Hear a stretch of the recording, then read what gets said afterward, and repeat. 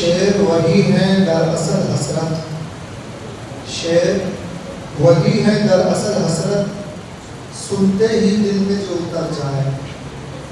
قبل اس کے کہ اشعار پر کوئی بات کرے، میں سب سے پہلے اللہ کا شکر ادا کرتا ہوں اس بات پر کہ انہوں نے ہمیں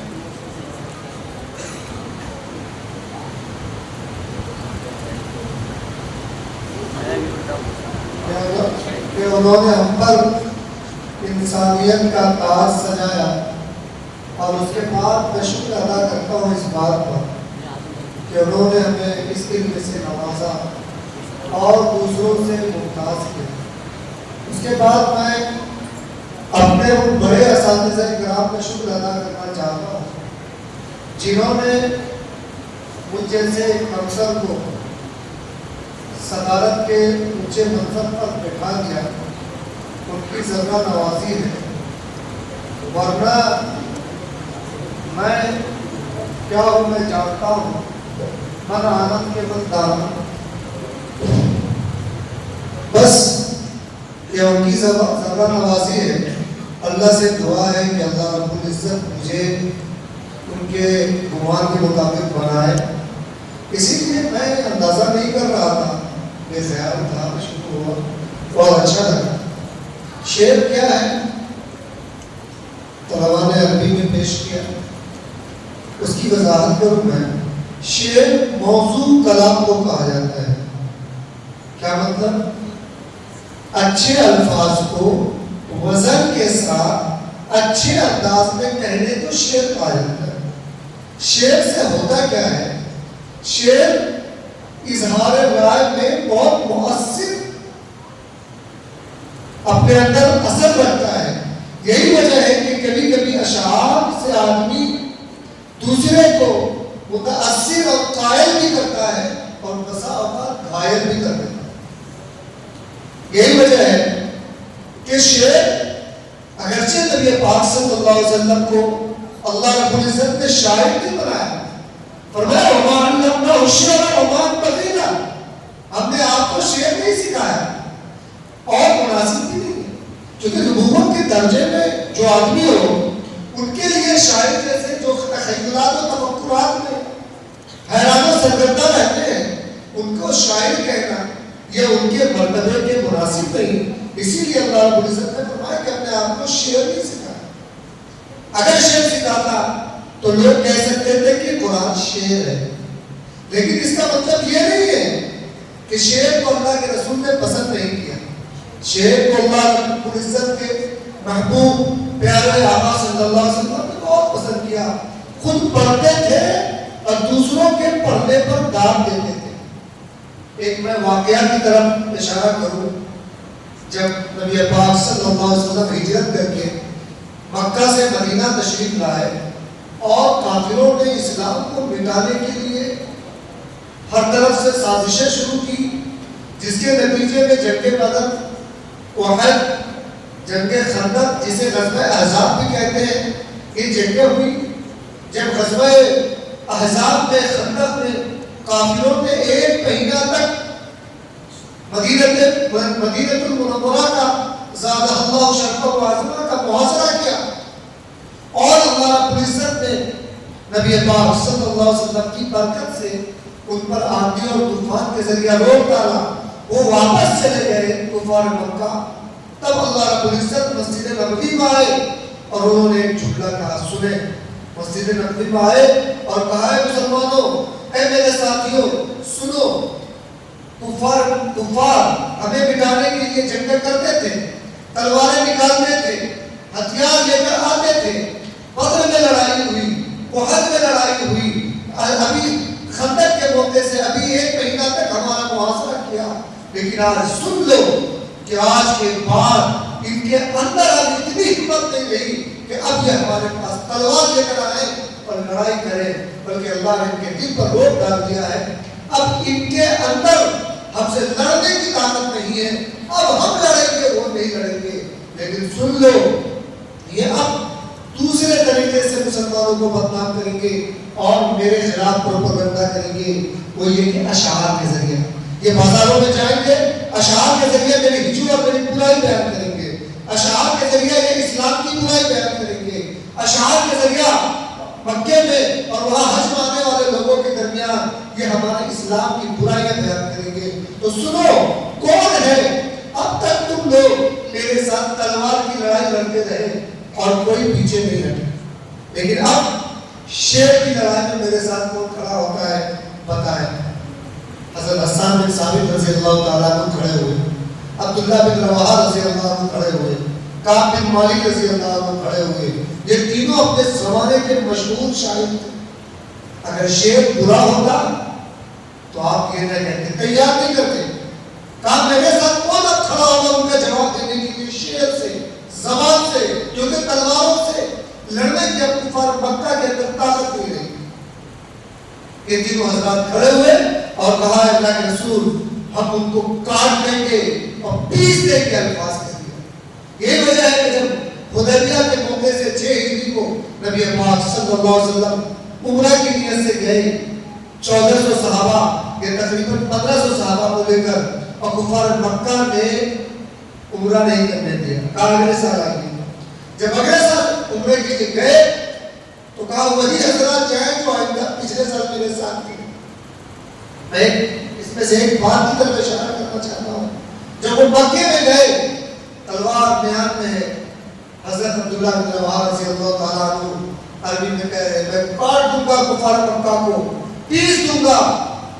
عمر رضی اللہ عنہ فرمایا اے عبداللہ مکہ سامنے ہے، خدا کا گھر سامنے ہے اور تم مارنے اور کاٹنے کی بات کرتے ہو، یہ اشعار پڑھ رہے ہو۔ اللہ کے رسول صلی اللہ علیہ وسلم نے سن لیا، فرمایا یا عمر دعہو، اسے چھوڑ دو، پڑھنے دو، تاکہ کفار مکہ کی ہوا نکل جائے۔ ان اشعار سے کفار مکہ کی ہوا ٹائٹ ہو گئی، پڑھنے دو۔ پتا چلا کبھی کبھی اشعار بھی وہ کام کر جاتے ہیں جو لمبی لمبی تقریریں اور تلوار کاٹنے کا۔ آپ دارالعلوم دیوبند کے اشعار کو پڑھیے، ترانے کو، آپ کو دارالعلوم دیوبند کی تاریخ اور ان کے کارنامے پڑھنے کے لیے اور دارالعلوم کیا پڑھنے کے لیے آپ کو لاکھوں ہزاروں سوال پڑھنے پڑتے ہیں، لیکن ہمارے استاد مفتی ریاست صاحب بجنوری رحمۃ اللہ علیہ نے ایک ترانے دارالعلوم شعر کے انداز میں کہہ دیا، سارا نچوڑ کر گویا کے سمندر کو اس نے کوزے پیالے میں سمیٹ دیا ہے، شعر پڑھتے جائیے اور دارالعلوم کو سمجھتے چلیے۔ کیا ہے یہ شعر؟ کیا ہے؟ سمندر کو کوزے میں سمیٹ دیتا ہے۔ جسے شعر و شاعری سے دلچسپی نہیں ہے وہ ادیب نہیں بن سکتا۔ اردو اور عربی کا ادیب وہی ہو سکتا ہے جس کو شعر و شاعری سے دلچسپی ہو۔ یہی وجہ ہے کہ جب قرآن کی مفہوم میں سمجھنے میں گڑبڑی ہوتی تھی، قرآن کے کسی لفظ کے بارے میں صحابہ میں اختلاف ہوتا تھا تو صحابہ کہاں رجوع کرتے تھے؟ پرانے شاعروں کے شعر کو دیکھتے تھے اور کہتے تھے کہ اس لفظ کا اس شاعر نے یہ مطلب بیان کیا ہے، لہٰذا عرب میں کیونکہ قرآن عرب کے مطابق اترا ہے، اس کا مطلب یہی ہونا چاہیے کیونکہ شاعر نے اس لفظ کا اس معنی کے لیے استعمال کیا اس لفظ کا۔ ہاں لیکن شعر تبھی محبوب اور پسندیدہ ہے جبکہ یہ اللہ کی حمد وہ ہو، رسول کی حمد وہ ہو، اسلام کی تعلیم اور اسلام کی سربلندی کے لیے ہو، ورنہ اگر صرف شراب کی تعلیم، وعدہ نشینی، ادھر ادھر کے خیالات کے لیے ہو، جس کے بارے میں اللہ رب العزت نے فرمایا وَالشُّعَرَاءُ يَتَّبِعُهُمُ الْغَاوُونَ، شاعروں کی اتباع پیچھے تو وہ بھٹکے ہوئے لوگ کرتے ہیں۔ تو لہذا اگر غلط شعر ہو تو اس کی برائی ہے، لیکن اچھے اشعار ہو جس سے اسلام کا نام روشن ہوتا ہو، اسلام کی تعریف ہوتی ہو، اسلام کی سربلندی کے لیے کہے جاتے ہو وہ اشعار، تو وہ اشعار بلکہ جائے ٹھیک ہی نہیں بلکہ پسندیدہ بھی ہے، اور اس کے ذریعہ بہت سے لوگوں میں اللہ رب العزت نے اشعار کے ذریعے اسلام کو پھیلایا۔ لوگوں نے بہت سی تعریفوں کو جو بڑے بڑے صفحات میں سمجھ سکتے تھے ایک شعر میں کہہ کر کام چلا۔ شعر ہماری زندگی کا ایک حصہ ہے، اسی لیے بعض لوگوں نے فرمایا آپ نحوی کا ایک بہت بڑا امام نہ ہوتے گزرے، امام خلیل، شعر کے جو انہوں نے وزن اوزان لکھے ہیں کہ امام خلیل نے لکھے. یہ گمراہ لوگوں کو اشعار کے کیا زیادہ معلوم ہے. امام خلیل نحوی نے لکھا ہے ان کے اوزان متفاعل ہوئے متفجع اشعار کو بیٹھانے کے جو اوزان ہیں یہ ہمارے امام خلیل نحوی نے لکھا ہے. اس کا مطلب شعر کی اہمیت ہمارے معاشرے میں ہے اور ہے بھی. پہلے بھی اہمیت تھی, ابھی بھی اہمیت ہے اور شعر کی اہمیت قیامت تک رہے گی. بس یہ کہ اس کا نہج ٹھیک ہو, غلط نہج پر غلط نیت سے اور ادھر ادھر کی دنیا میں بیکار باتوں کے نہ کہے جاتے ہو تو وہ اشعار پھر وہ بہت قابل تعریف ہے, لوگ اس سے فائدہ اٹھاتے ہیں.